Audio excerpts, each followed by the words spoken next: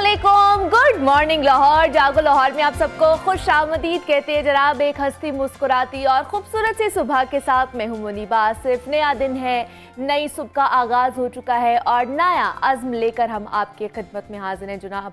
दुआ है कि आप लोग इस वक्त जहाँ कहीं भी होंगे ठीक ठाक होंगे और एक खुशहाल ज़िंदगी भी गुजार रहे होंगे जनाब। खुशहाल ज़िंदगी कैसे गुजार सकते हैं हम? ये बड़ा सवाल किया जाता है। खुशी क्या है, इत्मीनान क़ल्ब क्या है, खुशी और इत्मीनान क़ल्ब कैसे हासिल किया जा सकता है, ये सवाल हम सबके जहन में आता है। मगर इस मसले को सुलझाने की बजाय हम मज़ीद अपने ख़यालात में उलझते ही जाते हैं। अगर थोड़ा सा सोचें ना तो हमें अंदाज़ा होता है और इसका जवाब ख़ुद हमारे पास ही मौजूद होता है। अक्सर औक़ात हम ख़ुद को ख्वाहिशात का ग़ुलाम बना लेते हैं और उसके हसूल के लिए तमाम जायज़ और नाजायज़ ज़राए भी इस्तेमाल में लाते हैं। दरअसल यही नुक्ता समझने की हमें बहुत ज़्यादा ज़रूरत है कि ख्वाहिशात की दुनिया इतनी वसी है कि उसमें ठहराव मुमकिन नहीं होता है और इंसान उस भंवर में ऐसा फंस जाता है कि फिर निकलना उसके लिए बड़ा मुश्किल हो जाता है।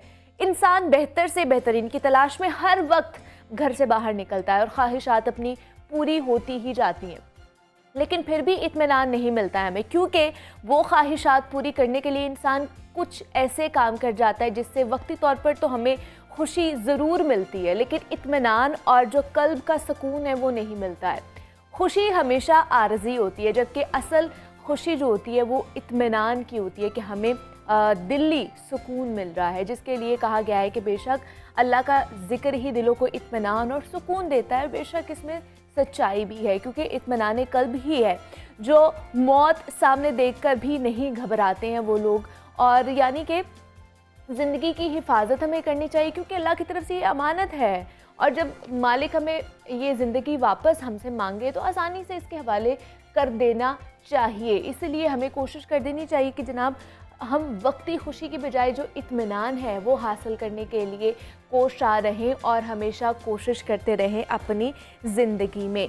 तो ये आज का पैगाम था जनाब कि आपने जो आर्ज़ी खुशी है उसके लिए जिद्दोजहद करते रहना है अपनी ज़िंदगी में। यहाँ पर आपने जनाब क़ल्बी जो इत्मीनान होता है, जो सुकून होता है, आपने वो अपनी ज़िंदगी में हासिल करना है। तो ये दोनों जो टर्म्स हैं ये मुख्तलिफ हैं और इनकी जो कह लें कि तारीफ़ है, इनकी जो डेफिनेशन है वो भी मुख्तलिफ है, फ़र्क है इनमें बहुत ज़्यादा।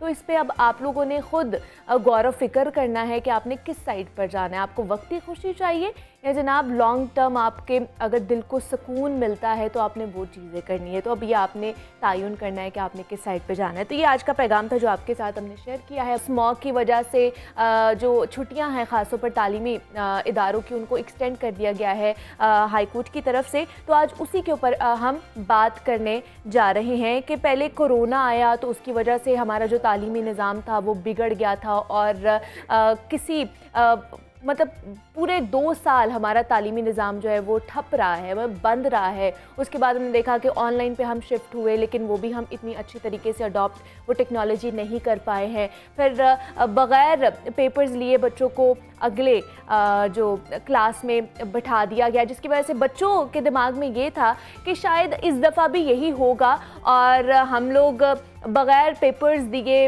हमारे नंबर्स लग जाएंगे और हम पास आउट हो जाएंगे। लेकिन इंटर का और मैट्रिक का जो हमने रिज़ल्ट देखा उसकी ऊपर हमने बात करनी है जनाब। और अब जैसे एक्सटेंड कर दिया गई हैं तालीमी निज़ाम की छुट्टियाँ कि अब क्या इम्पैक्ट पड़ने वाला है बच्चों के ऊपर कि जब भी कोई वबा आएगी, जब भी कोई प्रॉब्लम आएगी तो हमारा जो तालीमी निज़ाम है वो ही क्यों मुतासर होता है।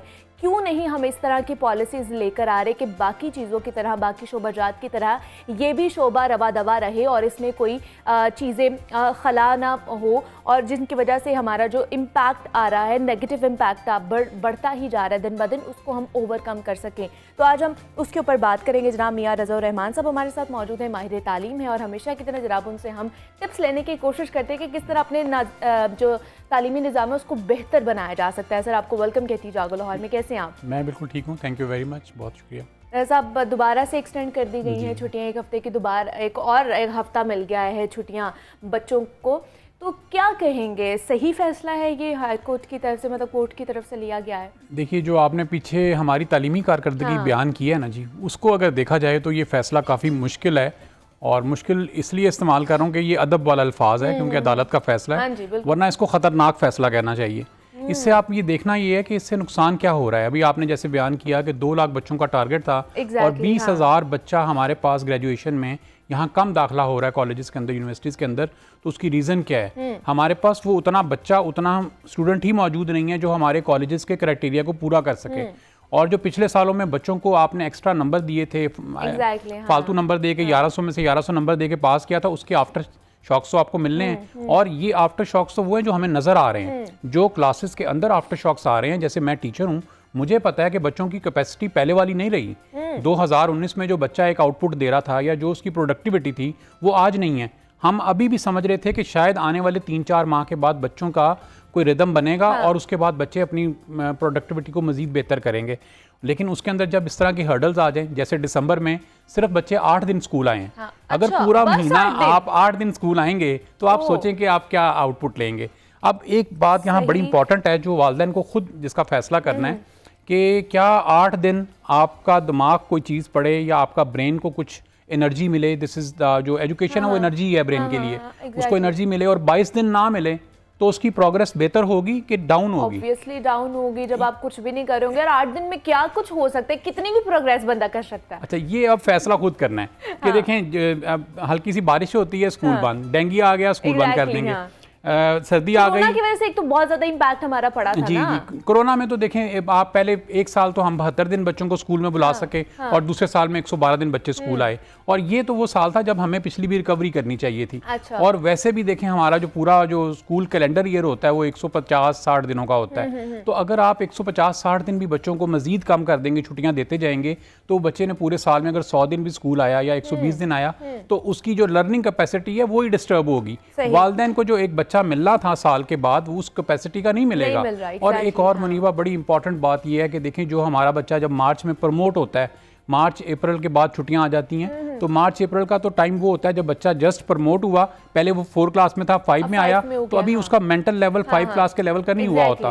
वो थोड़ा ग्रो करके जब छुट्टियों के बाद वापस आता है तो वो इतना कैपेबल होता है कि वो कोई प्रोडक्टिविटी दे रहा होता है, कोई आउटपुट निकाल रहा होता है। तो हमें भी सबसे बेहतरीन जो मौसम, सीज़न या टाइम हमें लगता है ना बच्चों को ग्रो करने का, बच्चों के अंदर बेहतरी लेके आने का, वो ये अक्टूबर, नवंबर, दिसंबर, जनवरी होता है। और ये वो हमारा गोल्डन पीरियड होता है जब हम बच्चे के अंदर, टीचर बच्चे के अंदर कुछ ऐसी चीज़ डाल सकता है जो पूरे साल की रिकवरी कर सकती है। और अगर आप उस गोल्डन पीरियड में से भी 1 महीना निकाल दें, 7 दिन बच्चों को स्कूल आने दें, 23 दिन छुट्टी दे दें और जनवरी के भी 8 दिन छुट्टी के आ जाएंगे बच्चों के लिए, तो बच्चों ने तो एंजॉय करना है, उनकी लिए मौज है, वो तो खुश है, बच्चों की तो खुशी है। यानी मैंने कल देखा बहुत सारे चैनल्स पे यही चल रहा था कि बच्चों की मौजें लग गई। बिल्कुल सही लिखा हुआ था, बच्चों की मौजें हैं। बच्चों की तो मौजें, लेकिन उन्हें आप नहीं ये पता कि हमारे लिए दुरुस्त क्या है और गलत क्या है। वालिदैन की कितनी इन्वेस्टमेंट है, वालिदैन ने पूरी फीस दी है आपको। स्कूल वाले टीचर को क्या लगे, वो तो बैठा हुआ है, वो कहेगा नहीं आ रहे तो ना सही, मुझे तो फीस मिल गई।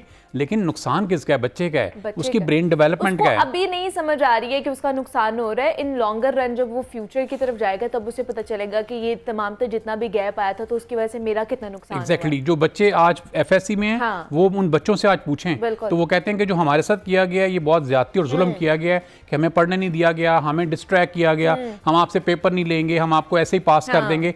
आज हमें एहसास होता है कि हमने गलती की है। आपने सुना है कि पीछे आजकल आपके चैनल पे भी ये बात चल रही है, 7.5 lakh Pakistani out of country चले गए हैं। उन बच्चों से भी अगर पूछें, जी ब्रेन ड्रेन हो रहा है, जो बच्चे या लोग बाहर भी चले गए हैं उनसे भी अगर पूछें तो वो भी ये कहते हैं कि हम जिस डिग्री को लेके गए हैं उस डिग्री से निचली डिग्री को एक्सेप्ट किया गया है, उससे 2 साल हमारे कम कर दिए गए हैं, 4 सेमेस्टर्स कम कर दिए गए हैं, तो हमें वहां पे एक्सेप्ट किया गया है। तो हम तो पहले ही एक ऐसी सिस्टम में रह रहे हैं जिसको इंटरनेशनली हम मीट नहीं कर सकते हैं, ग्लोबली हम उसको इक्वल रैंक नहीं कर सकते हैं, और उसके बावजूद हम अपने अंदर मजीद छुट्टियां, मजीद टाइम ज़ाया, बच्चों की ब्रेन डेवलपमेंट का लॉस। देखें इसमें अगर साइकोलॉजिस्ट को भी आप बुला लेना, साइकोलॉजिस्ट को बुलाएं, साइकेट्रिस्ट को बुलाएं, एजुकेशनिस्ट लोगों को बुलाएं, तो वो सब आपको ये कहेंगे कि बच्चों के जहनी लॉस का जो आप कह लेना तखमीना लगाना, अंदाज़ा लगाना बहुत मुश्किल है। जो बच्चों का जहनी लॉस हो गया है, आजकल का बच्चा इतना इंटेलिजेंट है, और वो जो इंटेलिजेंट बच्चा है उसके लिए जो दुनिया नई बन गई है, जिससे कि आप 21st सेंचुरी की दुनिया कहते हैं, जिसमें रोबोटिक्स भी आ गया, स्टेम एजुकेशन आ गई और बहुत सारी जदीद तालीमात आती जा रही हैं। जी, ये तालीमात आती जा रही हैं, ये बच्चे का दिमाग इन तालीमात के लिए डेवलप किया गया है। और देखें हमारे मुल्क में भी वो पढ़ाया जा रहा है, दूसरे ममालिक में भी पढ़ाया जा रहा है। अब ये देखना है कि क्या हमारे बच्चे को वो पूरा मौका मिल रहा है कि उसको पढ़ लें। और क्या दूसरे ममालिक के पूरे बच्चों को वो पूरा मौका मिल रहा है? और वो कहाँ खड़े होंगे और हम कहाँ खड़े होंगे? आज का मुकाबला हमारे लाहौर शहर के अंदर का नहीं है, पंजाब का भी नहीं है। आज ग्लोबल विलेज है दुनिया, आज ग्लोबल होगा। देखें हमारा जो फ्रीलांसिंग की एक्सपोर्ट है पाकिस्तान की, वो $1 बिलियन है। इंडिया की $240 बिलियन है। बच्चे कमा रहे हैं फ्रीलांसिंग, 90% बच्चे कमा रहे हैं। 25 साल से कम जो लड़के लड़कियां हैं या छोटे बच्चे जो हैं वो इसके अंदर हैं। और बांग्लादेश की 45 बिलियन है। तो हम 1 बिलियन पे खड़े होकर खुश हो रहे हैं, छुट्टियां कर रहे हैं, मौजें लगी हुई हैं, और उधर हमारे बच्चों का ज़िया हो रहा है। आज बच्चों को पता लग रहा है कि हमारी में जो अहदाफ दिया गया था वही नहीं पूरा हो पाया कि कॉलेजेस के दाखिलों का अहदाफ ही नहीं पूरा हो पाया। देखिए इस दफा फिर 9th और 10th के बच्चे भी छुट्टियों पे हैं। इनके एग्जाम्स मार्च में हैं। अब 3 माह रह गए हैं और ये सेशन शुरू हुआ था अगस्त में। अब आप अगस्त में सेशन शुरू कर रहे हैं, मार्च में बच्चों से आपने पेपर लेना है, आपने स्मार्ट सिलेबस भी नहीं दिया, और उन बच्चों का बनेगा क्या? फिर एक और रिजल्ट रिपीट होगा जो अभी पीछे रिजल्ट आया था और मैट्रिक का जो 9th में 9 लाख बच्चा फेल था, मैट्रिक में 6 लाख बच्चा फेल था। अब एक और रिजल्ट ऐसा आएगा जिसमें हमारे मजीद बच्चे फेल होंगे। और मेरा जाती राय ये है कि ये देखें किसी का नुकसान नहीं, ये सिर्फ और सिर्फ बच्चे का नुकसान है। और इस तरह का जब रिजल्ट आता है तो आप ये देखिए कि बच्चों का जो मोराल है वो कितना डाउन हो जाता है, उनको मोटिवेशन नहीं मिलती है कि वो आगे जाके अच्छी कारकर्दगी दिखा सके।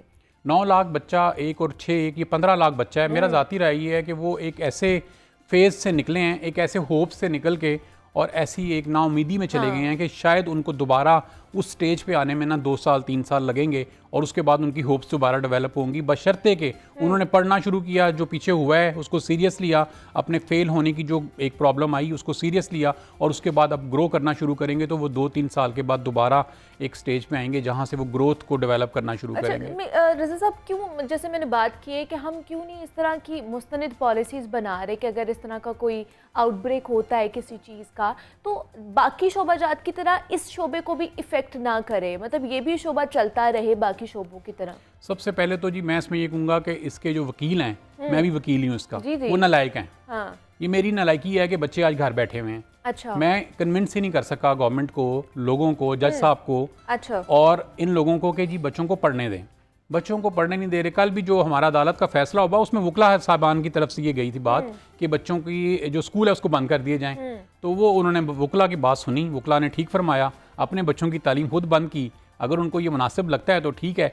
मुनीबा, पीछे जब आपको ये जब आया ना जी फॉग का प्रॉब्लम, जब आया स्मोक का, तो उस वक्त इन्होंने कहा जी बच्चों को छुट्टियां दे दी गई 3 दिन की। उन 3 दिनों में जो लाहौर जो के पूरा एरिया था, इसमें तकरीबन है कोई 16 लाख के करीब बच्चा पढ़ता है, उसमें से 50,000 बच्चे ने ऑनलाइन एजुकेशन ली, लेकिन 15.5 लाख गरीब लोगों के बच्चों ने ऑनलाइन एजुकेशन नहीं ली है। ये फैक्ट्स गवर्नमेंट भूल जाती है, या जज साहब के सामने पेश नहीं किए जाते हैं, या ये अदालत को बताए नहीं जाते हैं। तो वो जो उनको बात बताई जाती है जितनी मुख्तसर, उसके मुताबिक से वो फैसला करते हैं। और ये जो सारा सिनेरियो है, ये अगर आप देखें तो इन किसकी फेवर में जाता है? क्या ये स्कूल को इससे कोई नुकसान होगा? क्या टीचर को कोई नुकसान होगा? इसमें नुकसान सिर्फ और सिर्फ उस बच्चे का है। उसकी ब्रेन डेवलपमेंट रुकनी है, उसके ब्रेन का जो एक लेवल था वो कम होना है, उसके अगर नंबर ज़्यादा आने थे, उसकी इंटेलिजेंस बढ़नी थी, उसकी ग्रोथ बढ़नी थी, वो कम होनी है बस, और तो कोई फ़र्क नहीं पड़ना। सर्दी तो देखें बहुत बहुत हमेशा से पड़ती आ रही है। हाँ, काकूल में सर्दी पड़ती है, सुबह 4 बजे उठना है आपने, और आपने वो सारी एक्सरसाइज करनी है। लेकिन लाहौर में सर्दी पड़ती है, लेकिन लाहौर के बच्चे नहीं पढ़ सकते, और दूसरे शहरों के बच्चे नहीं पढ़ने चाहिए। क्यों कुछ बने?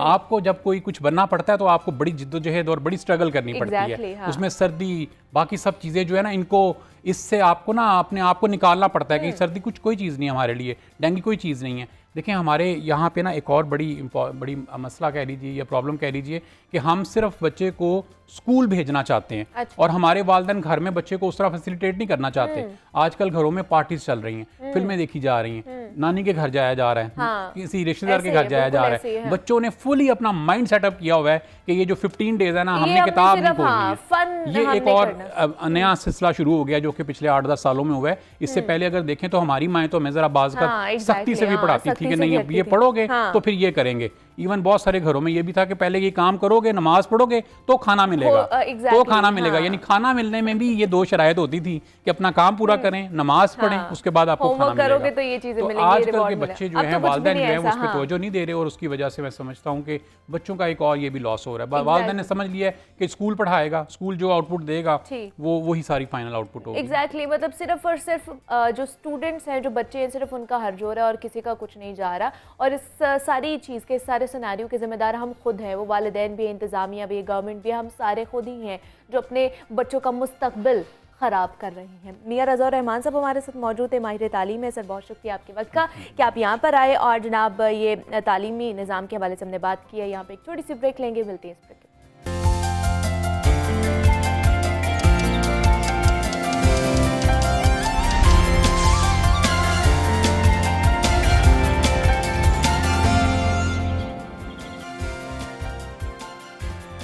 वेलकम बैक टू जागो लाहौर। जनाब ब्रेक से वापस आ चुके हैं। सेगमेंट है हमारा लाहौर की दुनिया, जिसमें हम शहर के मसाइल के हवाले से बात करते हैं। नाजरीन, सारा मसला ही रोटी का है। हम और आप अगर अपनी ज़िंदगी में मेहनत कर रहे हैं, भाग दौड़ कर रहे हैं, तो सिर्फ और सिर्फ किस चीज़ के लिए? रोटी के लिए कर रहे हैं। यहाँ तक कि सियासत भी रोटी की खातिर ही हो रही है। हालात इस नहज पर पहुँच गए हैं कि बुजुर्ग और जवान तो दूर, आज के दौर का बच्चा बच्चा रोटी के लिए परेशान है। बढ़ती हुई महंगाई ने गरीब के लिए 2 वक्त तो बहुत ही दूर की बात है, एक वक्त की रोटी का हसूल भी इतना मुश्किल बना दिया है। आटे का बहरान शिद्दत इख्तियार करता जा रहा है और कीमतें तो पहले से ही सातवें आसमान पर थी, अब तो हर जगह से महंगा तरीन आटा भी गायब होता जा रहा है।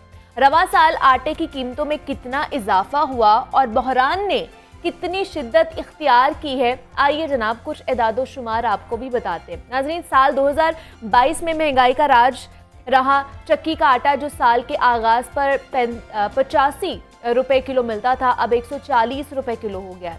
गंदम की 100 किलोग्राम की बोरी पर 1000 रुपए का इजाफा हुआ और सस्ता स्कीम में 10 और 20 किलो आटे का जो थैला था उसकी सप्लाई इंतहाई कम हो गई और सस्ता स्कीम में 10 किलो थैले का जो निर्ख है वो 648 रुपए मुकर्रर है। सस्ता स्कीम 20 किलो का थैला, उसके जो निर्ख 1296 रुपए मुकर्रर है और मार्केट में 15 किलो आटे का जो थैला पैकिंग में फराहम किया जा रहा है और 15 किलो थैले का निर्ख 1720 रुपए तक पहुंच गया है। खुला सुर्ख आटा 120 रुपए फी किलो फरोख्त हो रहा है। सफ़ेद फाइन आटा 130 रुपए फी किलो हो गया है। ओपन मार्केट में गंदम के निर्ख भी तेजी रिकॉर्ड उसमें भी की जा रही है। ओपन मार्केट में गंदम 4300 रुपए फी मन तक पहुंच गई है। रिकॉर्ड तोड़ महंगाई से आटा खरीदना भी इस वक्त मुहाल हो गया है। सवाल यहाँ पर यह पैदा होता है कि क्या मुतल्लिका हुकाम के पास कीमतों पर काबू पाने का कोई तरीकाकार मौजूद नहीं है? आटे की कीमतें क्या है और मजीद बढ़ेंगी या कम होंगी? आटे का बहरान संगीन से संगीन तर होता जा रहा है, क्यों होता जा रहा है? इंतजामिया कहाँ है? इसका जिम्मेदार कौन है? आज इस पर बात करेंगे। हमारे साथ इस वक्त मौजूद है नुमाइंदा लाहौर न्यूज़ अब्दुल कादिर हैं और chairman all Pakistan flour mills association मियां आसिम रज़ा साहब ने भी हमें ज्वाइन किया। आसिम साहब आपको भी वेलकम कहती हूँ, अब्दुल कादिर आपको भी वेलकम कहती हूँ। अब्दुल कादिर, सबसे पहले आप ही की तरफ आना चाहूँगी। जितना भी ये बहरान आया हुआ है और संगीन सूरत हाल होती जा रही है आटे के बहरान की, कब से ये शुरू हुआ है और कहाँ तक जाएगा? आपको भी कुछ पता है कि नहीं हमारी तरह? अच्छा, इसमें यह है कि ये जो है इसका सिलसिला जो है ना वो प्रेडिक्ट नहीं कर सकते कि कहाँ तक जाएगा। अनप्रेडिक्टेबल है हमारी सियासत की तरह। उसकी वजह यह है कि अगर गवर्नमेंट आज कह देती है कि गंदम की जो इमदादी कीमत या स्पोर्ट प्राइस जो है 5000 है, फिर तो और ऊपर जाएगा। और ऊपर, हाँ। अगर वो कह देती कि नहीं 3500 है, फिर ये थोड़ा सा स्टेबल हो जाएगा। ये तमाम जितना भी मसला नज़र आ रहा है इसमें गंदम की कमी मार्केट में है। अच्छा। इस वक्त जो मार्केट है वो ड्राई है, जिसकी वजह से हमेशा कीमतें जो है वो डिमांड एंड सप्लाई पे ही ऊपर जाती हैं। अगर इंतज़ामिया जो है वो ये कहती है कि सब्जियों, फलों और दीगर अशिया खुरोनोश की कीमतें डिमांड एंड सप्लाई पे है, तो इसकी भी डिमांड एंड सप्लाई पे, और इसकी डिमांड पूरी करना या सप्लाई पूरी करना ये इंतज़ामिया का काम है। इंतज़ामिया ने इस वक्त की अगर लाहौर की मौजूदा सूरत हाल पे बात की जाए तो लाहौर की तमाम गल्ला मंडियाँ जो हैं वो इस वक्त मुकम्मल तौर पे ड्राई हैं, क्योंकि लाहौर में जो 2 गल्ला मंडियाँ हैं, जिसमें मरकज़ी गल्ला मंडी अकबरिया और एक बागबानपुरा के करीब है और एक जो है वो काना के करीब है, जहाँ पे गंदम की ख़रीदो फरोख्त ओपन मार्केट में होती है। लेकिन वहाँ पे इस वक्त गंदम नहीं है। लाहौर में जितनी भी गंदम चक्की मालकान ख़रीद रहे हैं वो आती है बाहर से, हरूनाबाद से आएगी, पंजाब के दीगर अजला से आएगी। अब उस पर भी थोड़ी सी जो है वो पाबंदी, थोड़ी सी तो नहीं कह सकते, अच्छी खासी पाबंदी जो है वो लग चुकी, जिसकी वजह से जो चक्की आटा है, जिसे ये हम कह सकते हैं वो 10 to 20% जो है वो हमारी जो शहरी आबादी है उसे फीड करता है, तो उसमें जो है वो कीमतों में गैर मामूली तौर पर कमी आई। रिकॉर्ड जो है वो इजाफा हो चुका हुआ है। इस वक्त कीमतें 140 रुपए फ़ी किलो जो है आटा फ़रोख्त किया जा रहा है। कभी 10 किलो का जो थैला है वो 140 रुपए में मिला करता था, लेकिन अब 1 किलो मिलता है।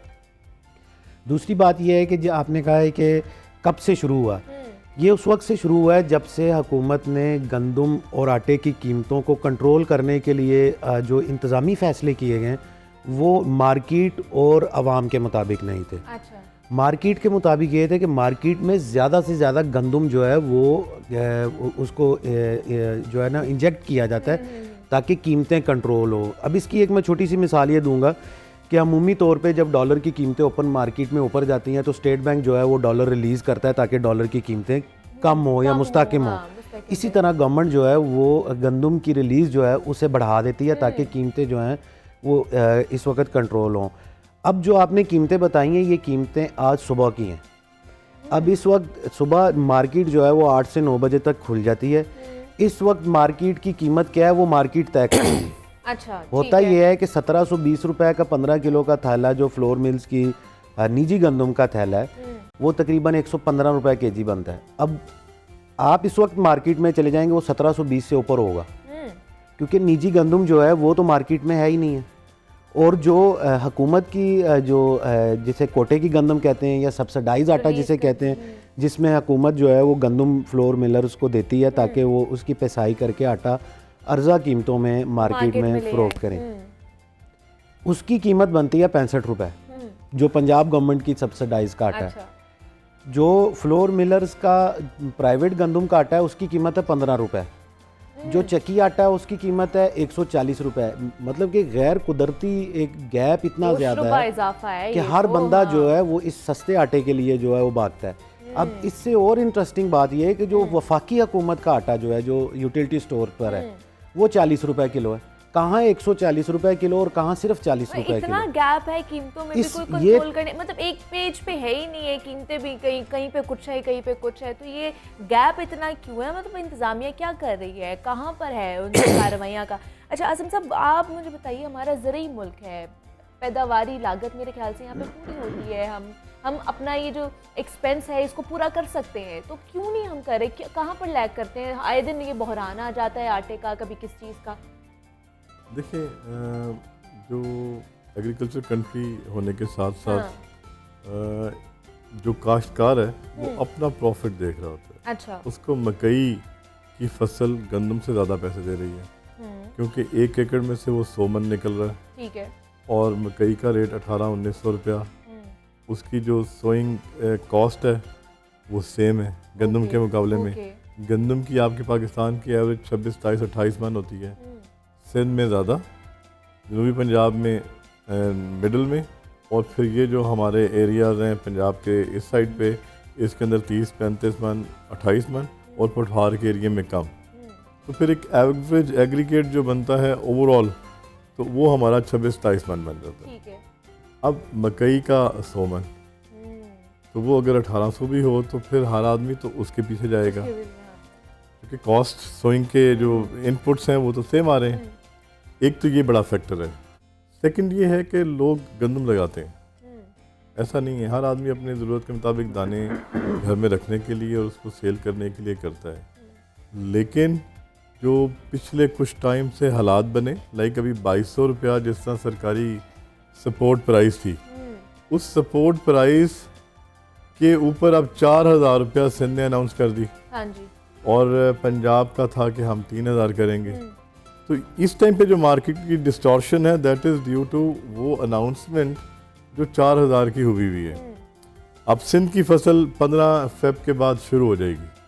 अब जब वो शुरू हो जानी है तो फिर जिसके पास स्टॉक पड़ा है वो सोचता है यार मैं और 1-1.5 महीना इंतज़ार करता हूँ, मेरी 4000 में बिकेगी, या आज किसी ने लेनी है तो वो 4000 के हिसाब से मुझे पैसे दे दे, नहीं तो फिर बाद में ले लेंगे।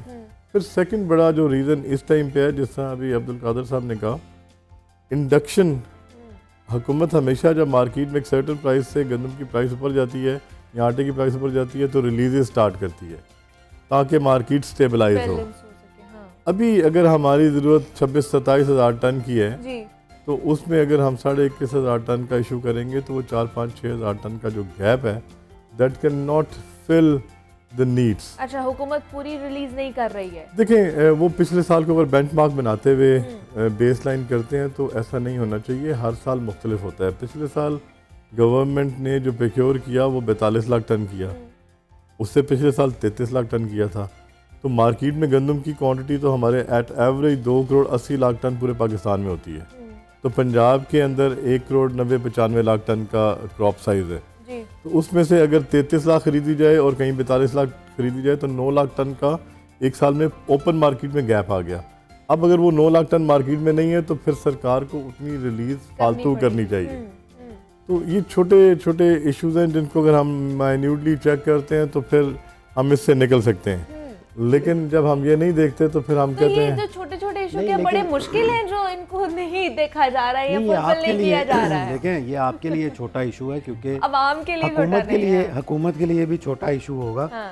लेकिन जो इस वक्त मार्केट में लाइन में लगा है, सुबह 6 बजे 7 बजे 8 बजे वो ट्रक के पीछे जो है वो खड़ा है कि कब जो है मुझे आटा मिलेगा, उसके लिए छोटा इशू नहीं, उसके लिए बहुत बड़ा इशू है कि मार्केट में उसे जो 115-120 रुपए का जो आटा मिल रहा है वही उसे 65 रुपए में मिल रहा है। मतलब कि ये तकरीबन 100% का फ़र्क है। हाँ जी। और 100% का फ़र्क जब होगा तो लोगों की लाइनें होंगी। और यही वजह है कि आप यकीन जानिए कि 8 बजे 9 बजे यूटिलिटी स्टोर्स खुलते हैं और यूटिलिटी स्टोर्स खुलने से पहले इस सर्दी में ख़वातीन जो हैं वो यूटिलिटी स्टोर के बाहर बैठी हुई हैं। इतना बड़ा इशू है, लेकिन इस इशू को कोई मतलब संजीदा तरीके से एड्रेस नहीं किया जा रहा। देखें इसमें ना बड़ा क्लियर सा है कि फेडरल गवर्नमेंट का यूटिलिटी स्टोर है, पंजाब गवर्नमेंट की जो 65 रुपए वाला आटा है वो उनका है। अब जब ऊपर और नीचे दो हुकूमतें डिफरेंट होती हैं ना तो फिर रेस में रेट होता है कि मेरा तुम्हारे से कम है, वो कहता जी मेरा ये रेट है। अब सबसे बड़ा गैप तो है इस चीज़ का कि 4000 रुपया क्या जस्टिफाइड है, का इतना बड़ा कभी इजाफा हुआ कि आप डबल द प्राइस चले जाएं। मतलब 2200 रुपये में एक साल में आप खरीदारी कर रहे हैं, अगले साल आप कहते हैं हम 4000 में खरीदारी करेंगे, तो फिर वो बोझ किस पे जाना है? जब गवर्नमेंट ने डिसाइड कर लिया है कि हमने 4000 में प्रोक्योरमेंट करनी है और सपोर्ट प्राइस पर 4000 रखेंगे, तो फिर अल्टीमेटली आज नहीं तो कल तो उस रेट पे शिफ्ट होना है। इसका मतलब है कि आवाम को 4000 रुपये वाली गंदम का आटा मिलना है। इसका मतलब है कीमतें भी बढ़ेंगी फिर आटे की। इस वक्त हमें 4000 रुपए वाली गंदम का आटा नहीं मिल रहा, इस वक्त हमें 4300-4400 रुपए। सारी बात है, उससे ऊपर ही जाना है ना। हाँ, वो तो नीचे नहीं रहेगा, कॉस्ट भी पड़नी है। जो हुकूमत की जानिब से जो इमदादी कीमत होती है वो किसान के लिए होती है कि अगर किसान से इस कीमत पर पूरी मार्केट में कोई आड़ती गंदम नहीं खरीदेगा तो सरकार खरीदेगी। हाँ। इस कीमत पर खरीदेगी ताकि उसको जो है उसकी इमदाद हो सके, उसे सपोर्ट हो सके। लेकिन अब सूरत हाल ये है कि ये बेंचमार्क बन गया हुआ है कि जिस तरह आप स्टॉक मार्केट में ब्रोकर्स की आवाज़ें सुनते हैं उसी तरह ये एक आवाज़ बन चुकी हुई है कि ये अब 4000 से ऊपर बिकेगी। हालांकि सूरत हाल ये हुआ करती थी आज से 4 या 5 साल पहले पीछे चले जाएं तो जो हुकूमत की 900 रुपया या 800 रुपया या 950 रुपया जो एक्सपोर्ट प्राइस होती थी, मार्केट में गंदम 800 850 में मिल जाती थी, लेकिन हुकूमत जो है वो 950 में ख़रीदती थी। अब किसान की कोशिश ये होती थी कि मुझे बारदाना मिल जाए ताकि मैं वो जो एक इमदादी कीमत है उस पर उस तक पहुँच सकूँ, उस पर मैं अपनी गंदम फ़रोख्त कर सकूँ। अब सूरत हाल ये है कि किसान ये चाहता है कि पटवारी मेरी ज़मीन की तरफ ना आए, मुझे बारदाना ना थमा दे, मैं यही गंदम जो है फ्लोर मिलर को या ओपन मार्केट में बेचूं ताकि वो स्पोर्ट प्राइस से भी ऊपर बिके। सही, ठीक अब सूरत हाल जो है बिल्कुल उससे बरक्स हो चुकी है। मतलब हर कोई अपना अपना सोच रहा है। बिल्कुल कोई भी आवाम का नहीं सोच रहा है, ना फ्लोर मिल्स वाले ना ही इंतजाम। ये पिछले 3 सालों से ये फोर्स्ड प्राइस है। ये सपोर्ट प्राइस नहीं है, हुकूमत जबरदस्ती खरीदती है। अच्छा, मार्केट में फ्लोर मिल्स को इजाज़त नहीं होती गंदम खरीदने की। सही, तो इसलिए ये फोर्स प्राइस हम इसे कहते हैं, अब सपोर्ट प्राइस नहीं है। अब 2200 में ज़बरदस्ती उठाई गई, जो स्टॉक्स पड़े थे कंसिफिकेट किए गए। अच्छा, एक अपना आप कह लें कानून बनाया गया जिसके अंदर 25 मन से ज़्यादा अगर किसी के पास स्टॉक पड़ा हुआ है तो उसको जब्त कर लिया जाएगा। तो ये सारी चीज़ें ये ओपन ट्रेड की या ओपन मार्केट की मैकेनिज्म की नहीं है। आज इजाज़त है हमारी पॉलिसी में पंजाब की कि हम दूसरे सूबे में अगर आटा भेजेंगे तो 25% लोकल मार्केट में उसकी क्वांटिटी का देंगे। मतलब 100 है तो 100 थैला अगर बाहर भेज रहे हैं 25 थैले लोकल देंगे, तो वो अपना ज़बरदस्ती एक गैर कानूनी तौर पे रोका गया हुआ। नहीं जा रहा। अगर यही ओपन कर दिया जाए तो मैं यकीन दिलाता हूँ कि 500-700 रुपये मन की कमी आ जाएगी। क्यों? रास्ते में जितने रुकावटें हैं, चाहे वो डिस्ट्रिक्ट एडमिनिस्ट्रेशन की हैं, चाहे पुलिस की हैं, चाहे फूड की हैं या किसी और कंपनी एजेंसी की हैं, वहाँ पे फिर एक सिस्टम के तहत माल बाहर जाते हैं। तो ये तो खुद से क्रिएट करदा ये बहरान है। ये बहरान जो है ना बहुत से लोगों को फीड कर रहा है। नहीं, इसका जिम्मेदार कौन है? किसके कंधों पे जिम्मेदारी आती है? इसकी जिम्मेदारी जो है, हमेशा जब शहरियों को प्रॉब्लम होती है, जब आवाम को प्रॉब्लम होती है और स्टेट के एक जो बिज़नेस का सेक्टर है उसे प्रॉब्लम होती है तो स्टेट ज़िम्मेदार होती है। इसमें यह है कि जब जितनी भी पाबंदियाँ लगाई जा रही हैं, नित नए कवानीन बनाए जा रहे हैं, उसमें जो है ना वो गंदम बहुत से लोगों को जो है वो उसके लिए उनके लिए ज़राया आमदन बन चुका हुआ है। देखें, जो सरकारी गंदम का कोटा है वो 2200-2300 और जो ओपन मार्केट की गंदम है वो 4300। 2000 रुपए का फी मन का फ़र्क है। और ये फ़र्क कुछ छोटा फ़र्क नहीं। अगर आप मतलब कि जो फ़ी मन 1000 रुपया जो है वो एक साइड पे कर दें और 1000 रुपये आप अपनी आमदन में कर लें, तो मेरा ख्याल है कि ये सारा सिस्टम जो है आप देखें, अभी ये सिर्फ एक हफ्ता पहले या 10 दिन पहले ओपन मार्केट में 3300 रुपया गंदम का रेट था। सही, आज 4300 रुपया। ये 1000 रुपये का गैप कैसे आया? 10 दिनों में। ये इस तरह आया कि सीएम सिंध ने एक बयान दिया, एक स्टेटमेंट दी कि हमारे पास 15 जनवरी के पास से आगे गंदम नहीं है। अच्छा। अगर पास्को ना दे, अब वो अगर पास्को हज़फ हो गया, सिर्फ 15 जनवरी के उसको हाईलाइट किया गया। आज भी सिंध के पास 6.5 लाख टन मौजूद है और सिंध की जो कंजम्पशन होनी है वो 4.5 लाख टन, 2.25 लाख टन का वो महीने में इशू कर रहे हैं। ठीक है। तो 4.5 लाख टन अगर वो कंज्यूम करते हैं तो 2 लाख टन उनके पास अभी भी सेफ हो जाएगा, जो कैरी फॉर्मूले में जाएगा। ठीक है। तो अब उसको अगर आप देखें तो हमारे समझने में और हमारे करने में नहीं, ये मतलब की बात हमने निकाली और उसको इम्प्लीमेंटेशन शुरू कर दी है। इसमें यह है कि इसमें थोड़ा सा इंतजामिया को और हुकूमत को इस तरह के जो है ना वो एक हैजानी कैफियत के बयानात नहीं देने चाहिए। exactly, जब आप हैजानी कैफियत के बयानात देते हैं तो पूरी मार्केट जो है वो डिस्टर्ब हो जाती है और उसका खमियाजा एक आम आदमी भुगतता है। मैं इस वक्त भी कह रहा हूँ कि आप इस वक्त भी लाहौर की इंतजामिया किसी यूटिलिटी स्टोर के बाहर चले जाए, किसी आटे की दुकान के बाहर चले जाएं, आपको शहरी जो हैं वो आटे के लिए ख्वार होते हुए नजर दिखाएंगे कि किसी तरीके से सस्ता आटा मिल जाए। अब्दुल कादिर, ये कोई अभी की नहीं है, नहीं, अभी की नहीं है, कोई 5-6 महीने हो गए ये सारी सूरत हाल चलती आ रही है और आटे का बहरान जो है वो संगीन से संगीन तर होता जा रहा है। और आगे भी जनाब जिस तरह गंदम की कीमतें बढ़ती जा रही हैं तो आटे की कीमतें भी इससे भी ज़्यादा बढ़ेंगी आने वाले दिनों में। हमारे साथ नियाज़ मिर्ज़ा साहब मौजूद थे और अब्दुल कादिर हमारे साथ मौजूद थे। अब्दुल कादिर आपका बेहद शुक्रिया, हसन साहब आपका भी बेहद शुक्रिया। और ये आटे की सूरत हाल थी जिसके ऊपर हमने बात किया। यहाँ पे एक छोटी सी ब्रेक लेंगे, मिलते हैं।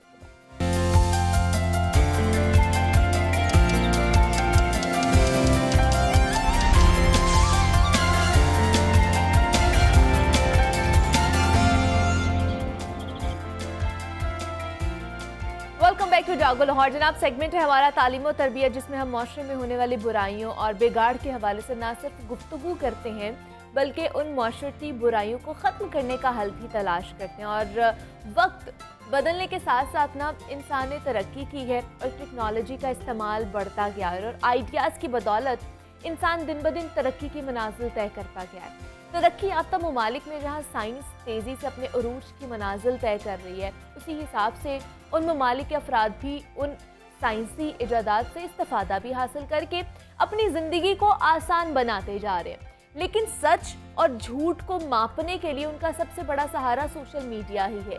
और बदकिस्मती से वतन अजीज़ के बाशिंदे अपने अखलाकी इक़दार को भुलाकर सोशल मीडिया को एक ऐसी तफरीह समझते हैं जहाँ उनके हर दुख और गम का इलाज तो मौजूद है।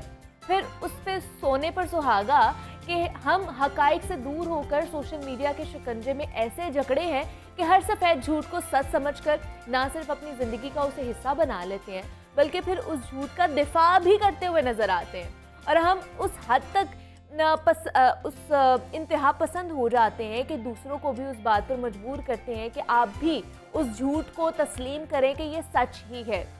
और अगर कोई फ़र्द उनके बयान किए गए हक़ाइक़ से इख्तलाफ रखता है या मुख्तलिफ सोच रखता है तो ऐसी अखलाक से गिरी हुई गुफ्तगू करते हैं और बग़ैर किसी रिश्ते की तमीज़ किए मरने मारने पर भी तुल जाते हैं। गुज़श्ता कई दिनों से हमने देखा कि हमारे मुल्क में एक बड़ी सियासी जमातों के जज्बाती कारकुनान के दरमियान हैशटैग्स, कमेंट्स का जो तूफ़ान बदतमीज़ी बरपा हुआ है, इसको देखकर ना सिर्फ दिल दुखता है बल्कि हमारे मुआशरे के ज़हनी बीमार और अदम बर्दाश्त रवैये देखकर इंसान पागल सा हो जाता है।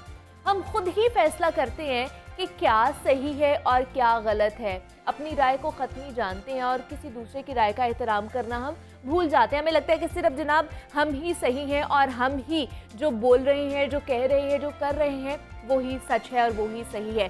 तो इस पर आज हम बात करेंगे कि जनाब दूसरों की राय का एहतराम करना, दूसरे के पॉइंट ऑफ व्यू का एहतराम करना कितना ज़्यादा ज़रूरी है। और ये जो हम पॉलिटिकली इन्फ्लुएंस हो जाते हैं और जिसकी वजह से हम मरने मारने पर भी उतर आते हैं और इवन कि हमारे रिश्ते भी छूट जाते हैं, घरों में लड़ाइयाँ आ जाती हैं कि एक दूसरे पार्टी का फॉलोअर होता है, दूसरा दूसरे पार्टी का फॉलोअर होता है। तो इस तरह की एनवायरनमेंट में क्या हमें करना चाहिए? Ali Abbas, motivational speaker and life coach हमारे साथ मौजूद हैं, उनसे आज जनाब टिप्स लेते हैं। अली, आपको वेलकम कहती जागो लाहौर में, कैसे हैं आप? बिस्मिल्लाहिर्रहमानिर्रहीम, अल्लाहुम्मा सल्ली अला मुहम्मदिन व अला आलि मुहम्मदिन व बारिक वसल्लम। जी मुनीबा, मैं बिल्कुल ठीक हूँ, थैंक यू। अली, ये जो मैंने आज बात की है कि सोशल मीडिया का इन्फ्लुएंस बहुत ज़्यादा बढ़ता जा रहा है, पॉलिटिकल पार्टीज़ का इन्फ्लुएंस बहुत ज़्यादा हमारे ज़िंदगियों में बढ़ता जा रहा है और एक हिस्सा बन गया है कि हमने जब तक इनके साथ जुड़ना नहीं है या सोशल मीडिया के साथ जब तक हम जुड़ेंगे नहीं तब तक शायद हम अपनी ज़िंदगी अच्छे तरीके से गुजार नहीं सकते हैं। तो इसके ऊपर क्या कहेंगे, ये क्या सही तरीका है? जी मुनीबा, मैं भी ये पिछले कई महीनों से और हफ्तों से ये देख रहा हूँ कि यहाँ बहुत ज़्यादा जो इन्फ्लुएंस है वो बढ़ रहा है और लोग अपनी राय को देना और फिर उस पे कायम रखना। चलें, ये तो बात यहाँ तक तो ठीक है कि आप किसी चीज़ कॉन्सेप्ट को मान लें, ठीक है, यहाँ तक तो ठीक है बात। लेकिन जब ये बात समझते हैं ना कि ये ही ठीक है और आप भी इसको माने, यहाँ पे आके ना प्रॉब्लम क्रिएट होती है। अच्छा, ये शायद ना लोगों को इस बात का अंदाज़ा नहीं हो रहा कि जब आपने जॉब लेने के लिए जाना है तो अब आपका सोशल मीडिया जो है वो उसको देखा जाता है कि वो ये जो लड़का या लड़की है ये किस माइंडसेट की है। अगर हल्का से भी उनको महसूस हो कि आप तशद्दुद करते हैं या आपके रवैये में सख्ती है, या आप गंदे गंदे कमेंट्स कर रहे हैं या आप ऐसे कमेंट्स करते हैं किसी के बारे में जो इखलाक से गिरे हुए हैं, कभी आपको नौकरी नहीं मिलती। और अगर आप एम्बेसी में वीज़ा अप्लाई करने के लिए जाएं, ये भी मैं आपको एक नई बात बता रहा हूँ क्योंकि 17 ममालिक का सफ़र किया है, तो मैं भी जब वीज़ा अप्लाई करता हूँ मेरे पासवर्ड तक मांगते हैं लोग। जी जी जी बिल्कुल। और वो सबसे पहले जाके देखते हैं कि आप किस तरह का कंटेंट, किस तरह का मवाद प्रोड्यूस कर रहे हैं। वहाँ से आप उनको अंदाज़ा होता है कि ये हमारे मुल्क में जाके कैसा बिहेव करेगा। तो ये अपना जो कब्र है ये लोग खुद खोद रहे हैं और इस बात का इनको एहसास तक नहीं हो रहा। फिर आप देखिए, जिन सियासी पार्टीज के लिए आप लोगों से लड़ते हैं, मरने के लिए आप शुरू हो जाते हैं, उनमें से कोई भी आपके बाप के जनाजे पे नहीं आता।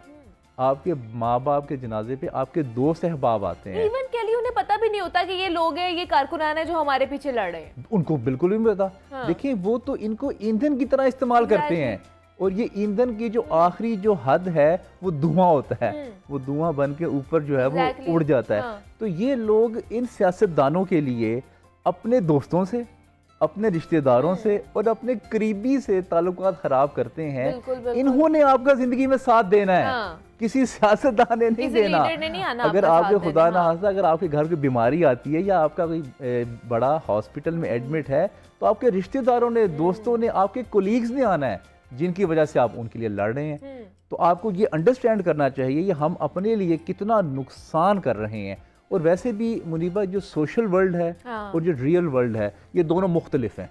आप देखते हैं मुख्तलिफ आपको जो तारीखी जो मकामात होते हैं, टूरिज्म के प्लेसेस होते हैं, वो ड्रोन से बड़ी खूबसूरत वीडियोस बनाते हैं वहाँ पे और आपको लगता है कि ये बड़ा एक हेवन ऑन अर्थ है। लेकिन जैसे ही आप वहाँ जाते हैं तो आपको पता चलता है कचरा ही कचरा वहाँ पे है, हम ही वहाँ पर बिखेर के आते हैं ना। तो आपको वहाँ पे जाके पता चलता है कि ये तो ऐसा नहीं है। और जो शख्स ये समझी बैठा है कि मेरे पास 10 लाख मेरे सब्सक्राइबर्स हैं या मेरे 10 लाख फैंस हैं, जब उनको कोई मसला आता है ज़िंदगी में तो 4 लोग उनके साथ खड़ा होने के लिए तैयार नहीं होते। तो मेरे ख्याल से मुनीबा, रियल वर्ल्ड में रहें, लोगों के साथ वक्त गुजारें। जो लोग आपके कोलीग्स हैं, आपके हमसाए हैं, आपके दोस्त हैं, उनकी लाइफ में वैल्यू ऐड करें ताकि वो आपकी लाइफ में वैल्यू ऐड करें। किस तरह अली, हम किस तरह अपने आप में चेंज लेकर आ सकते हैं? मतलब कि हम अगर अपना एक पॉइंट ऑफ व्यू रखते हैं तो अगर नेक्स्ट पर्सन उससे इख्तलाफ रखता है, इख्तलाफ राय है उसका, तो हम उसको एक्सेप्ट भी करना सीखें। किस तरह ये चेंजिंग्स लेकर आ सकते हैं? मुनीबा, ये जो गेम है ना नंबर्स की, हाँ। ये हमारे बचपन में हमारे दिमाग में डाल दी गई है कि आपने 300 नंबर लेने हैं पढ़ाई में, आपने 100 में से 98 नंबर लेने हैं। वो नंबर की ऐसी गेम हमारे बचपन से दिमाग में आई है, वो हम नंबर में खो गए हैं कहीं पे। अच्छा। हम कोई तस्वीर डालते हैं या कोई वीडियो डालते हैं, हम साथ काउंट करना शुरू कर देते हैं, कितने लोगों ने लाइक की है, कितने लोगों ने कमेंट किया, और बार बार एक 2 घंटे के बाद वो देखना शुरू कर देते हैं। मैंने इसमें ये फार्मूला लगाया है कि जो लोग बहुत एडिक्ट हो गए हैं और वो स्ट्रेस में चले जाते हैं इसको यूज़ करते हुए, क्योंकि जब उनको रियल टाइम कोई प्रॉब्लम आती है तब उनके साथ कोई खड़ा नहीं होता। और फेसबुक पे और इंस्टाग्राम पे और लिंक्डइन पे तो बहुत सारे फॉलोअर्स और सब्सक्राइबर्स होते हैं। अच्छा, उसका एक फार्मूला बनाया अपनी ज़िंदगी में, 1 घंटा आप वाईफाई बंद करें लाइफ में और 1 घंटा ऑन कर लें। सही। अब ये रुक नहीं सकता। अब मैं ये नहीं कह सकता कि आप इसको छोड़ दें। अपनी इस आदत को आहिस्ता आहिस्ता जो है वो कम करते जाएं। और जो इल्मी मवाद मौजूद है यूट्यूब पे, जैसे उसमें आपने फ़लसफ़ा है, एंथ्रोपोलॉजी है, साइकोलॉजी है, फ़िलासफ़ी है, ये चीज़ें आप उस पर सीखना शुरू करें, जिसमें कासिम अली शाह साहब के बहुत सारे लेक्चर्स हैं, जवेद चौधरी साहब के लेक्चर्स हैं, अवैस इकबाल साहब ने अभी अवैस इकबाल साहब ने किताब लिखी, उनका बड़ा अच्छे जो लेक्चर्स देने शुरू कर दिए हैं। परवेज़ हूद भाई साहब ने ब्लैक होल के नाम से एक इदारा शुरू किया इस्लामाबाद में, उस पर लेक्चर देने शुरू, जो उसके ऊपर लेक्चर पड़े हुए हैं वो देखना शुरू कर दें। देखिए, अब देखना है इंसान ने, अब इस पे एडिक्शन हो गई है। अब आपने इस एडिक्शन को कन्वर्ट करना है towards knowledge and towards wisdom, ताकि अच्छा फिर आपको अगर इतना ही शौक आ रहा है, कोई ना कोई आपने वीडियो बनानी है अपनी, तो किसी के खिलाफ बनाने की बजाय, क्योंकि देखिए मुनीबा, ये लालच है कमेंट्स की और लाइक्स की, कोई मसला नहीं, अब इंसान को आदत हो गई है इस चीज़ की, तो आप कोई पाकिस्तान की ऐसी खूबसूरत चीज़ के बारे में बात करें जिससे पाकिस्तान का इमेज बेहतर हो। अगर आपको कोई टूरिज्म का स्पॉट अच्छा लगता है, उसके बारे में बात कर लें। किसी की किताब अच्छी लगी आपने, जैसे मुझे बड़ा अच्छा लगता है ये हमाद साहब का जो सेशन आपके ही प्रोग्राम में चलता है, जो किताबों में बात करते हैं, वो कर लें। अगर आपको कोई अच्छा कोई प्रोडक्ट है, कोई ऐसा फूड है जो यूनिक पाकिस्तान में, आप वीडियो बना लें उसकी और उस पर बात कर लें, ताकि कोई पॉजिटिव इम्पैक्ट जाए सोसाइटी में। लेकिन हमारी पर्सनालिटी में नहीं है ना वो इम्पैक्ट हो गया हुआ है कि हम लोगों ने सिर्फ तनकीद करनी है, हमने नेगेटिव चीज़ें ही हाईलाइट करनी है अपनी सोसाइटी की। इवन दो कि हमारे साथ जो लोग होते हैं, हमने उनकी भी नेगेटिव चीज़ें ही उनके निकाल के उनके मुंह पे मारनी है कि आपके अंदर ये चीज़ें, ना कि पॉजिटिव साइड उनको दिखानी है। जी, ये हमारे अंदर इनकलकेट हो गया हुआ। जी, मैंने मुनीबा आपको अर्ज कर ली है, बात आपकी ठीक है, ये हो गया, लेकिन इसका नुकसान होगा और ये हमारी जात को ही होगा। आपके वीज़े नहीं लगेंगे, आपको जॉब्स नहीं मिलेंगी, आपका, और वैसे भी जब किसी का रिश्ता भी आता है ना, तब भी वो फेसबुक को जरूर देखते हैं। आजकल फेसबुक देख रहे हैं कि कौन सा कंटेंट और उससे अंदाजा लगाते हैं कि इसके अंदर टॉलरेंस कितनी है। देखिए, ऑर्गेनाइजेशन को ऐसे लोग चाहिए होते हैं जो टीम के साथ मिल के काम करें, जिनमें टॉलरेंस हो, जिनका रवैया बेहतर हो, जिनका रवैया पॉजिटिव हो। अच्छा, जो नहीं कर सकते हम उनको तो नहीं चेंज कर सकते, लेकिन उनको बता जरूर सकते हैं कि आप लोगों के ताल्लुकात रिश्तेदारों से भी ख़राब हो जाएंगे, जॉब लेने जब जाएंगे वहाँ भी मसला होगा, वीज़ा लगवाने में भी मसला होगा, जब आपका रिश्ता होगा उसमें भी आपको मसला होगा। अब देखिए, ये मुनीबा, ये आपकी अपनी चॉइस है कि आपने अब क्या अडॉप्ट करना है। अपने लिए नुकसान वाला रास्ता अडॉप्ट करना है या अपने लिए फ़ायदे वाला रास्ता अडॉप्ट करके आपने तरक्की करनी है। अगर आपको बहुत ज़्यादा ही आ रहा है ना तनकीद का भी एक तरीका होता है। तनकीद का तरीका ये है कि आप अल्फाज का चुनाव बेहतर करें और अपने मिजाज में नरमी पैदा करें, ताकि आपके मुखालिफ भी जब उस तनकीद को देखें तो वो भी सोचें कि हो सकता है ये बात हमारे में गलत हो, हम इसको अपने आप को बेहतर करने की कोशिश करते हैं।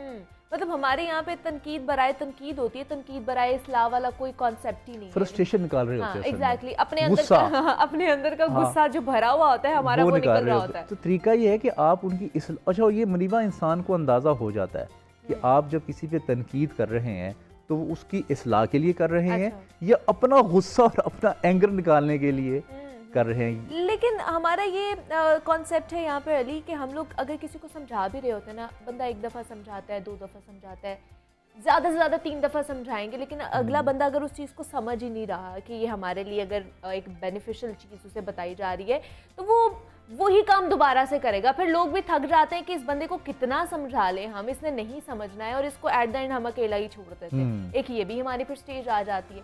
देखिए, आपने डेफिनेटली एक शख्स पे कितना आप जोर लगा सकते हैं, इन्वेस्ट कर सकते हैं, कितना आप टाइम लगा सकते हैं, एक टाइम आता है, बिल्कुल ठीक है। फिर ऐसे लोग क्या होते हैं, ऐसे लोग दुनिया में आइसोलेशन का शिकार हो जाते हैं। कुछ अरसे के बाद फिर उनमें स्ट्रेस बढ़ता है और स्ट्रेस जो है वो एंजाइटी में तब्दील होता है, और फिर एंजाइटी से आपको फिर आप लोग कहते हैं कि मुझे नींद नहीं आ रही, फिर भूख नहीं लग रही, आपका फ़र्क आना है। लेकिन जो थॉट्स होती हैं वो आपके जिस्म पे उसका असर होता है। फिर आप साइकोलॉजिस्ट के पास जाएंगे, फिर आप साइकेट्रिस्ट के पास जाएंगे। तो इससे बेहतर तरीका ये नहीं है कि ऐसे हालात आने से पहले आप अपनी सेहत का भी ख्याल रखें और आप पॉजिटिव सोचें और पॉजिटिव बात करें, ताकि लोग आपके साथ जुड़ें। देखिए मुनीबा, ये जो रोने पिटने वाले लोग हैं, इनके साथ कोई वक्त नहीं गुजारना चाहता। बिल्कुल ऐसे जो हमेशा कंप्लेन लेकर कंप्लेनिंग एंड ब्लेमिंग, वो देखते ना रास्ता, लोग कहते हैं यार इधर हो जाओ, ये आ गया है, या उसका मोबाइल पे फोन आ जाए। देखिए आपके पास 2 फोन आएंगे, एक फोन आपको देख आएगा, आपके चेहरे पे मुस्कुराहट आ जाएगी, दूसरा चेहरे पे आपके ओहो यार ये किसका दोबारा इसका फोन आ गया। तो आपने अपनी पर्सनैलिटी ऐसे रखें कि लोग आपके साथ जुड़ें। ये आपके लिए फाइनेंशियली भी बेहतर होगा और आपको जॉब्स लेने के लिए भी आपको मदद मिलेगी, और आपकी ज़िंदगी में प्लेयर आएगा, हैप्पीनेस आएगी आपकी ज़िंदगी में। उड़ते रहेंगे तो लोग आपसे दूर हो जाएंगे। अच्छा, ये जिस तरह सियासत पे हमने बात की पहले भी अली, लेकिन इसको किस तरह आप एड्रेस करेंगे कि मतलब पॉलिटिकल पार्टीज़ को जैसे पता ही नहीं होता, लीडर्स को पता नहीं होता, और नीचे कारकुनान एक दूसरे को मरने मारने पे उतर आते हैं। हैशटैग और ये कमेंट्स की जंग लगी हुई है, ट्विटर पे भी ये सारी चीज़ें चल रही होती हैं। एक पोस्ट कर दी जाती है, उसके नीचे फिर वो अलग अलग जमातों के लोग आ जाते हैं। तो ये क्या मतलब चीज़ें हैं जो इवॉल्व करती जा रही है। देखिए पॉलिटिकल लीडर्स तो खुश हैं इस बात पे कि उनकी जो है ना वो तबलीग हो रही है, उनके बारे में बात अच्छी कर रहे हैं लोग, उनके बारे में मरने मारने पे तुले हुए हैं, वो तो बहुत खुश हैं इस बात पे। ये तो हमने डिसाइड करना है कि हम किस तरफ जा रहे हैं, हमें किस चीज़ का फ़ायदा है। लेकिन आप मुनीबा, मैंने बहुत सारे ऐसे लोग देखे हैं जिन्होंने बहुत तहरीकों के साथ अपना वक्त गुजारा, लेकिन वो मुझे आके कहते हैं कि हमने अपनी ज़िंदगी का बहुत टाइम वेस्ट किया है। हमने अपनी ज़िंदगी की एनर्जी रिसोर्सेज इनको दिए और इनसे कुछ हासिल नहीं हुआ, और क्या ही अच्छा था कि वो वक्त हम किसी यूनिवर्सिटी में लगा लेते, किसी लाइब्रेरी में लगा लेते, किसी लेक्चर में लगा लेते, किसी अल्लाह वाले के पास बैठ के लगा लेते, किसी स्कॉलर की महफिल में लगा लेते, ताकि मेरी ज़िंदगी में, मेरी पर्सनैलिटी में कोई ना कोई स्किल डेवलपमेंट हो जाती मेरी। वही देखिए, टाइम तो एक ही है ना सबके पास। अब वो लड़ लड़ के गुजार लें, नारे मार मार के गुजार लें, गंदे गंदे कमेंट्स दे के गुजार लें, या आप उसको पॉजिटिव तरीके से यूज़ करना शुरू कर लें। फिर इनको एहसास होता है 10 साल के बाद, 15 साल के बाद, क्योंकि फिर ये वो लोग देखते हैं कि हमारे वो लोग, जो हमारे वो दोस्त जिन्होंने इल्म पे काम किया, जिन्होंने यूनिवर्सिटीज़ गए या जिन्होंने बाहर पढ़ने के लिए गए, उनका एक मुकाम होता है। फिर ये उन लोगों को देख के जेलस फील कर रहे होते हैं, या उनको महरूमी महसूस हो रही होती है कि काश हम ये किन चक्रों में पड़े रहे हैं, हम किन लड़ाइयों में पड़े रहे हैं। बहुत से ऐसे भी खानदान होते हैं अली की लेगेसी चल रही आ रही होती है झगड़ों की, मतलब बाबा और दादा के ज़माने में झगड़ा हुआ होता है, वो नस्लें दर नस्लें वो झगड़ा चलता आता है, इस तरह के लोग। हाँ, लेकिन उनमें से ना एक सियाना जरूर उठता है एक टाइम पे, वो एंड पे आता है कोई। वो कहता है कि खुदा का नाम है, अब बस करो, हमारा अपना ही नुकसान कर रहे हैं। और उसमें सिर्फ और सिर्फ मुनीबा देखें क्या हो रहा है, आपकी जो ईगो सेटिस्फेक्शन है वो हो रही है, नथिंग एल्स। आप उसके लिए कत्ल भी करते हैं, लड़ाइयाँ भी करते हैं, फिर वो जायदाद वो बाप लिख देता है कि भाई तुमने इससे बदला लेना है मेरा। तो आप इससे क्या कर रहे हैं, चलती आती है आप इससे कर क्या रहे हैं? अदालतें आप भुगत रहे हैं, कचहरियों में आप जा रहे हैं, थानों में मारे आपको पड़ रही हैं। तो आपने देखना ये कि मेरा फायदा क्या है, और खुदा का नाम है, अपना फायदा देखिए आप डिसीजन लें। मतलब अपनी ईगो सेटिस्फेक्शन के लिए हम पता नहीं किस चीज़ पर उतर आते हैं, लेकिन आदम बर्दाश्त जो बढ़ता जा रहा है हमारे अंदर, जो टॉलरेंस लेवल जो है बहुत ज़्यादा डिक्रीज़ करता जा रहा है, इसको बढ़ाने की बहुत ज़्यादा अशद, मैं तो कहूँगी, ज़रूरत पेश आ रही है। Ali Abbas motivational speaker and life coach हमारे साथ मौजूद थे। अली, बहुत शुक्रिया आपके वक्त का कि आप यहाँ पर आए और इस इंपॉर्टेंट टॉपिक के ऊपर हमने बात की है कि सोशल मीडिया का इन्फ्लुएंस बहुत ज़्यादा बढ़ता जा रहा है। तो मुझे अब आपने इजाज़त देनी है, अपना बहुत सारा ख्याल रखिएगा। अल्लाह हाफ़िज़।